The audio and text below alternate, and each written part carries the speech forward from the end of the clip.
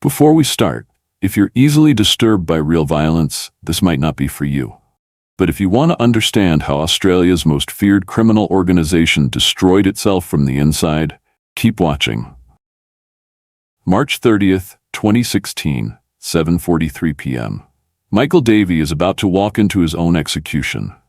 The killer has been waiting for over an hour, knows exactly when Michael will arrive, and has planned every detail with military precision. But here's the twist that shocked even seasoned detectives.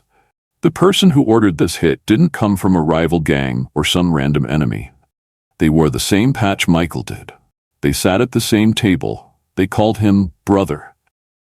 By the end of this video, you'll understand why Michael Davey, known as the Prince of Penrith, had to die for one of Australia's most powerful criminal empires to collapse. And trust me, the truth is darker than anything you've seen in movies. Before we dive in, smash that like button if you're ready for this deep dive, and subscribe because we're covering Australia's most shocking cases every week. You won't want to miss what's coming. To understand this murder, you need to understand Michael Davey's impossible balancing act. Picture this. By day, he's tucking his kids into bed, helping with homework, coaching Little League. His children saw a gentle giant who would literally die to protect them. But when Michael put on those rebels' colors, he became something else entirely. The rebels aren't your weekend warrior motorcycle club. We're talking about a multi-million-dollar criminal enterprise, drug trafficking routes worth hundreds of thousands monthly, protection rackets, money laundering through legitimate businesses, and when they needed someone to collect a debt, intimidate a witness, or send a message that would be remembered, they called Michael. His nickname wasn't just for show. The Prince of Penrith commanded respect through pure presence. Other members fought for scraps of recognition, while Michael's reputation could clear a room with just his name. But here's where it gets dangerous, and this is crucial to understanding his murder. In the criminal world, being indispensable can make you a target. The same fierce loyalty that made him an exceptional father made him ruthless in club business. And some people were starting to see that as a problem. Because what Michael didn't know was that two of his closest allies were already planning his death. I'll tell you exactly who they were and why they wanted him gone, but first, you need to understand the machine Michael was part of. Let me show you what the rebels really are. Forget everything you think you know about motorcycle clubs. The rebels operate like a criminal corporation with over 70 chapters across Australia and New Zealand. Each chapter controls specific territories and revenue streams. Michael's Penrith chapter was one of their most profitable operations, generating massive income through drug distribution networks, debt collection services, protection rackets on local businesses, money laundering operations. Michael wasn't just muscle, he was a key strategic asset. When territorial disputes arose with rivals like the Bandidos or Comancheros, Michael's reputation often settled things before violence erupted. He was the club's insurance policy, their nuclear deterrent. But success breeds enemies, and by 2016, the pressure was building from all directions. External threats were one thing. Rival gangs at least followed predictable patterns. The real danger was internal. Some older members resented Michael's rapid rise. Others whispered that his family commitments made him vulnerable to police pressure. In a world where paranoia is survival, even loyal allies can become deadly enemies. And two men in particular were getting very, very tired of living in Michael's shadow. Comment below if you can guess who betrayed him. I bet most of you won't see this coming. By early 2016, police wiretaps were picking up disturbing conversations within the rebels. Members questioning Michael's decisions, his loyalty, his leadership. But two names kept appearing in these intercepted calls. Jason Palmer, nicknamed Plamer, and David Rumble, known as Stitch. Palmer was a walking powder keg, hot-tempered, violent, and increasingly resentful of Michael's influence. He'd openly clashed with Michael over club strategy, feeling overshadowed and overlooked for advancement. But Rumble was the more dangerous threat. His nickname Stitch came from his ability to piece together complex criminal operations. He was patient, calculating, and had been quietly building his own power base within the club. Here's what investigators later discovered. These two men had found common ground in their hatred of Michael. Phone records show increased contact between them in the months before the murder. Financial surveillance revealed suspicious cash movements, and most damning of all, encrypted messages discussing the Michael problem. One message, sent just days before the murder, would later be crucial evidence. Time to cut the head off the snake, make it look random. What they planned next would not only end Michael's life, it would destroy the rebels from within. But first, let me show you exactly how they did it. March 30th, 2016 started normally for Michael. Club meeting that afternoon. Routine business. Plans for the following week. At 7:15 p.m., service station cameras captured him filling up his Harley, completely unaware he had 28 minutes left to live. The killer had been positioned for over an hour with a clear view of the driveway on Stafford Street in Kingswood. When that distinctive Harley turned the corner at exactly 7:43 p.m., everything was ready. Multiple shots, close range, professional execution. But here's what made this murder so chilling. The timing was perfect. The killer knew Michael's exact route, his usual arrival time, even which side of the driveway he'd use. This level of intelligence could only come from someone with intimate access to Michael's daily routine. Within minutes, the scene was chaos. Emergency services, police cordons, desperate attempts to save Michael's life. But it was too late.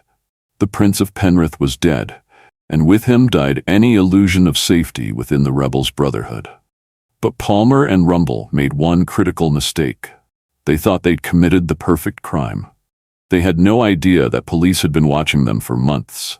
Investigating a motorcycle club murder is like trying to break into Fort Knox. The rebels' code of silence isn't just tradition, it's enforced by death. Witnesses disappear. Evidence gets destroyed. Truth gets buried under layers of fear. Force Glenori knew they needed a different approach. Instead of relying on witnesses, they went electronic. 18 months of patient surveillance work, phone taps, financial tracking, digital forensics. The breakthrough came from the rebels' own encrypted communications. They thought they were secure, but law enforcement had been monitoring these channels for months. Palmer's volatility betrayed him first. Phone taps caught him making veiled references to solving problems and discussing his improved status within the club.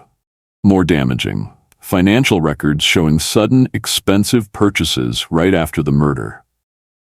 Rumble was harder to track, but his methodical nature ultimately exposed him. Banking records revealed systematic money movements in the weeks before the killing.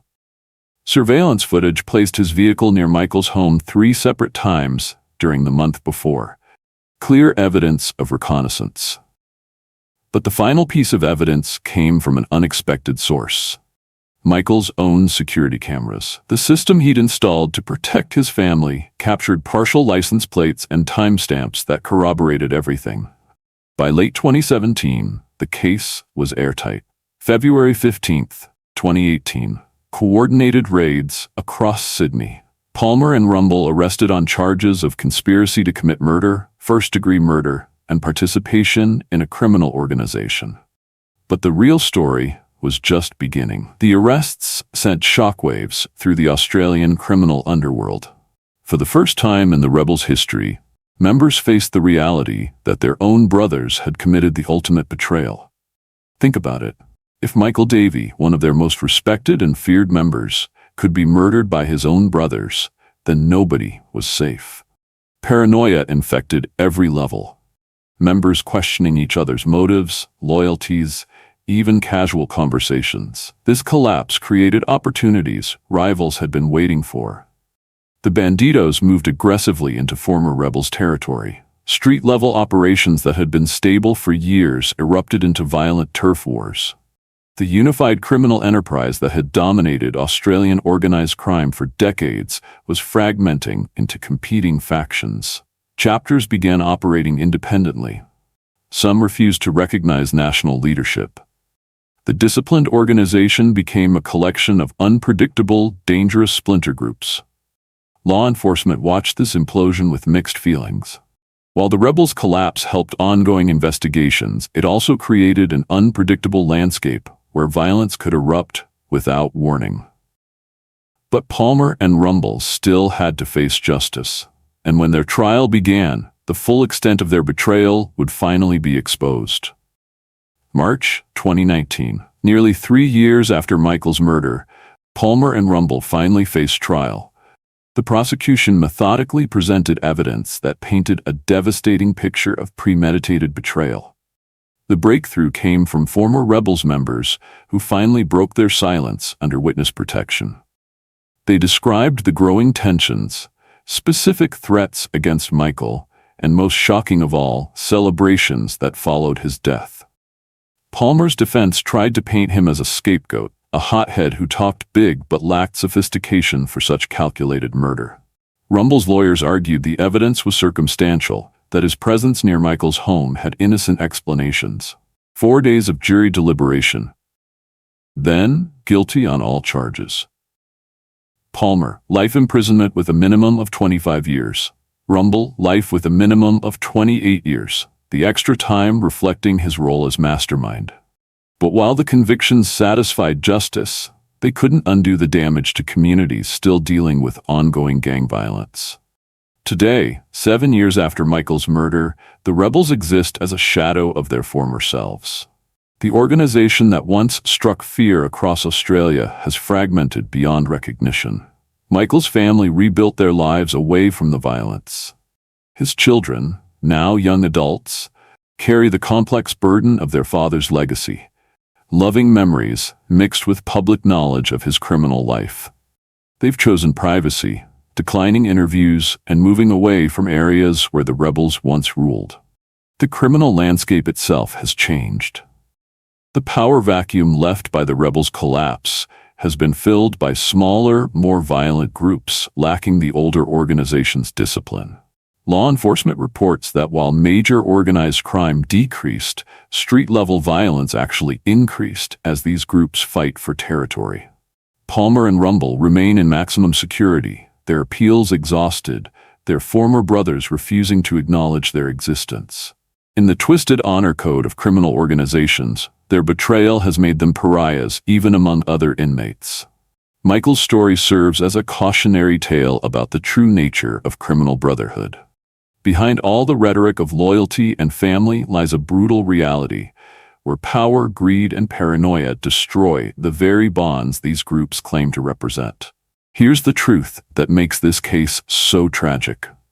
Michael Davey's murder accomplished absolutely nothing positive. The violence that followed claimed more lives, destroyed more families, and created more chaos than his continued leadership ever could have. Palmer and Rumble thought they were solving the Michael problem. Instead, they created problems that continue plaguing communities today. They traded one strong leader for dozens of unpredictable, violent splinter groups. This case proves that in organized crime, there are no winners, only survivors and victims. The brotherhood that criminals claim to value is often the first casualty when power and money are at stake. What's your take? Could this violence have been prevented if Michael had walked away from club life? Or was betrayal inevitable in a world built on fear and intimidation? Drop your thoughts in the comments. I read every single one and respond to as many as I can. If this deep dive into Australia's criminal underworld grabbed you, you know what to do. Smash that like button and subscribe for more shocking true crime cases every week. Hit the notification bell so you don't miss it. Thanks for watching, and remember, the truth is always stranger and more disturbing than fiction.